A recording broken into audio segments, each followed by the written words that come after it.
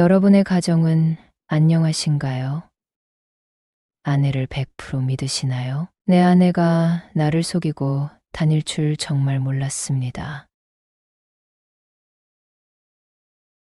아들은 음악을 한다. 그것도 남들이 잘 다루지 않는 악기를 배우고 있다. 아들은 음악 말고는 다른 과목에는 전혀 관심이 없다. 그런데 음악에는 소질이 있었다. 그리고 끈기가 있다. 그 악기를 접하게 해주려면 많은 돈이 필요하다. 안타깝게도 내가 버는 수입으로는 도저히 감당할 수 없었다. 아이가 둘이라 저축은 꿈도 꾸지 못하고 사는데 큰아이에게만 지원을 해줄 수 없으니 참 힘들다. 음대에 가서 심도 있게 공부를 한다면 좋아하는 음악 하면서 잘 먹고 살 수 있을 것 같다. 우리 형편에 음악을 시키는 건 너무 무리인 듯 싶었다. 하지만 조금만 고생한다면 아이가 좋아하고 잘하는 일을 하며 살 수 있으니 조금만 더 투자하면 될 것 같았다. 아내는 내가 돈 벌어올게. 걱정 마. 며칠째 방에 틀어박혀 시위하는 아들을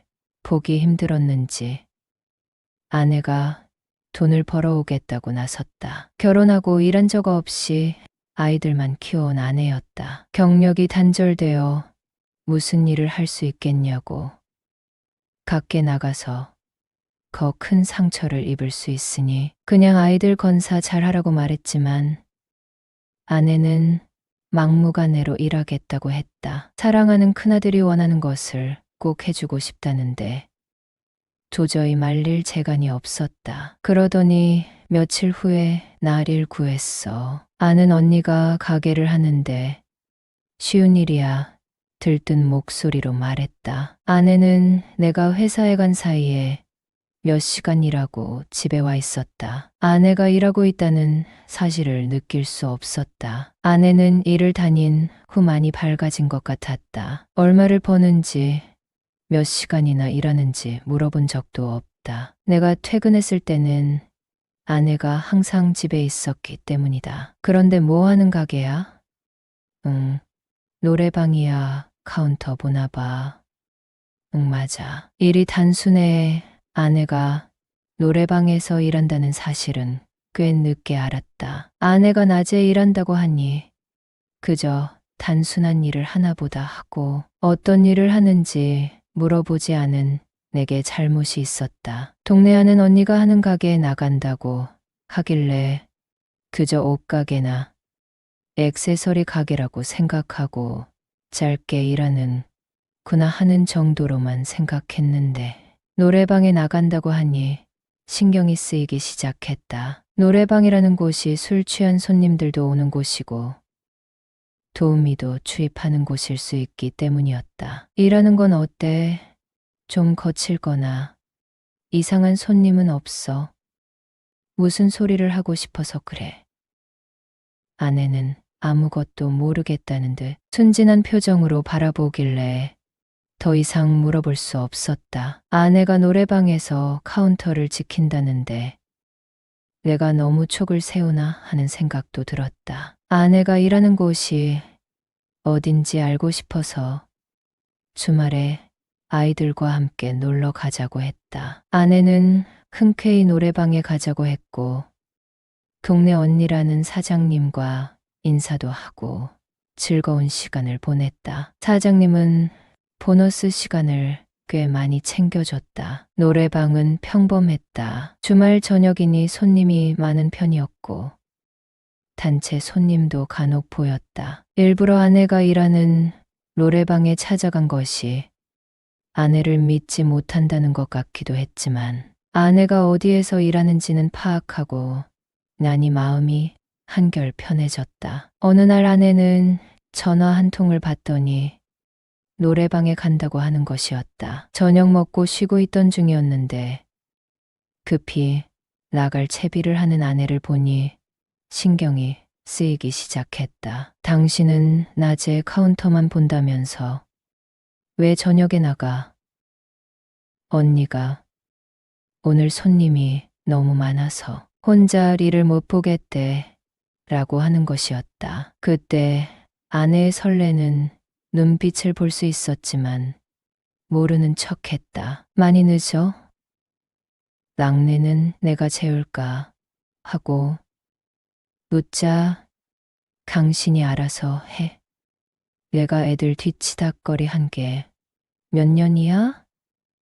나 일하고 올게 신나게 준비하고 나가는 아내의 뒷모습은 너무도 가벼워 보였다. 나는 불안한 마음에 아내가 일하는 노래방에 가보기로 작정했다. 아이들에게 잠시 TV 보고 있으라고 하고 모자를 푹 눌러 쓰고 동네 슈퍼에 갔다 오겠다고 둘러댄 뒤 아내가 좋아하는 간식을 사들고 아내가 일하는 노래방으로 갔다. 전에 아이들과 방문했으니 사장님을 만나면 인사하면 되는 것이고 아내가 왜 왔냐고 하면 간식 갖다 주려고 왔다고 하면 된다고 생각했다. 아내는 분명 노래방이 바쁘다고 호출돼서 나갔다. 그런데 카운터에는 아무도 없었다. 청소를 하고 있나?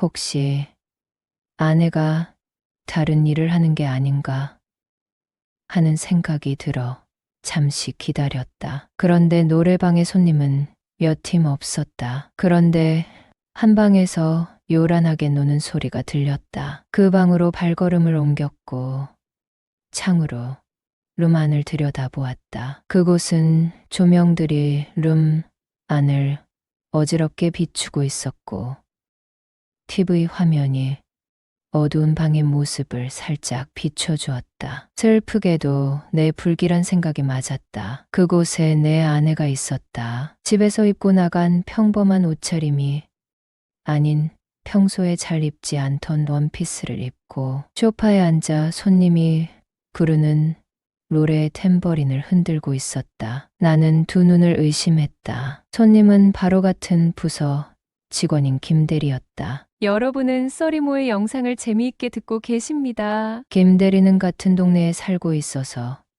퇴근길에 동행하는 일이 많았다. 김대리는 노래를 제법 잘해서 인기가 많았다. 성격도 워낙 밝고 여자를 좋아하는 스타일이다. 친혼으로 알고 있는데 밤에 동네에서 노래방 도우미와 놀다니 그 모습을 보니 심장이 두근거렸다. 아내는 카운터를 보고 손님이 나간 뒤 잠시 환기하고 룸 안을 정리하는 일을 한다고 했는데 왜 손님 옆에 앉아 있는 걸까? 두 눈을 의심하게 하는 그 광경에 룸 안에 누가 있는지 다시 들여다봤다. 남자 2명, 여자 2명이 있었다. 김대리의 지인으로 보이는 남자 1명이 서서 노래를 부르고 있었고 옆에 있는 여자가 적극적으로 흥을 돋우고 있었다. 만약 저 사람들이 지인들이 아니라면 아내는 노래방 도우미 역할을 하고 있는 게 분명해 보였다. 회식 후 노래방에서 가끔 도우미를 불러 시간을 보낸 적이 있기 때문에 저 상황에 대해 확신할 수 있었다. 당장 문을 열고 들어가 아내를 데리고 나오고 싶었다. 하지만 여기서 일을 그르칠 수 없다는 생각이 들었다. 떨리는 마음으로 아내를 바라봤다. 김대리가 발라드를 부르니 아내와 가볍게 춤을 추기 시작했다. 내가 아는 아내는 저런 부류의 성격이 아니다. 매우 내성적이고 수줍음이 많다. 더군다나 우리는 결혼 생활 내내 이성 문제가 한 번도 없었다. 그런데 집에서 입고 나간 옷은 온데간데 보이지 않고 원피스를 입고 탬버린을 흔들고 있으니 노래방 도우미 일을 하고 있다는 게 맞다는 확신이 들었다. 화가 머리끝까지 나서 지켜보다가 김대리와 동행한 남자와 눈이 마주쳤다. 나는 황급히 몸을 돌려 복도를 빠져나와 입구까지 걸어갔다. 하지만 아내가 어떤 일을 하는지 정확히 알아보고 싶었다. 전에 봤던 사장이 아닌 낯선 사람이 카운터에서 나에게 혼자 오셨어요? 하고 물었고 나는 네, 그런데 저 방에 원피스 입은 여자 있잖아요. 제 방에 불러줄 수 있어요? 하고 물었다. 아, 저 친구는 초보인데 오늘따라 저 친구를 원하는 사람이 많네요. 저 친구는 낮에 활동해요. 제가 사장님과 즐겁게 놀고 싶은데 어떠세요? 하고 물었다. 나는 괜찮아요. 다음에 올게요.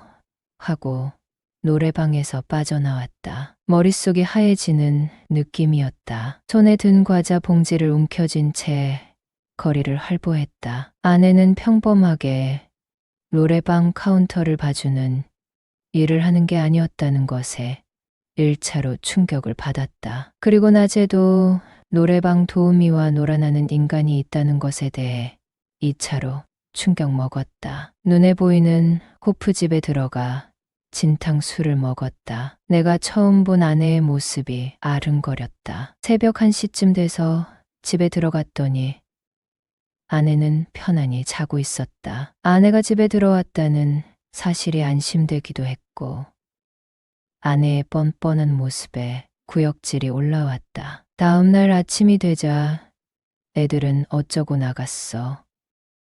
당신이 나갔을 때 정전이 되거나 불이라도 나면 어떻게 하려고 그래? 잔소리로 나를 깨우는 아내의 목소리가 무척 낯설게 느껴졌다. 당신 일하지 마. 왜 괜히 시비야? 낮에 일하고 집에 들어와서 집안일 다 하고 애들 챙기는데 뭐가 문제야? 그래도 싫어. 다른 일 찾아봐. 내가 벌어야 우리 호선이 음악 공부 계속할 수 있잖아. 내가 투잡 알아볼 테니까. 당신은 일하지 마. 왜 잘 다니고 있는 알바 자리를 관두라고 하는 거야? 저녁에도 나가니까. 그렇지. 아내는 나를 날카롭게 쏘아봤다. 호선이는 우리가 다투는 모습을 보고 불안해했다. 막내 아이도 마찬가지였다. 그날 김대리와 점심을 먹자고 했다. 자연스럽게 어제 뭐 했어? 저요? 친구랑 노래방 가서 도우미 불러서 놀았어요. 김대리는 노래도 잘하는데 친구랑 둘이 놀지 왜 도우미를 불렀어? 옆에서 흥 돋우는 사람 있으면 더 재밌잖아요. 어제 몇 시간이나 놀았어?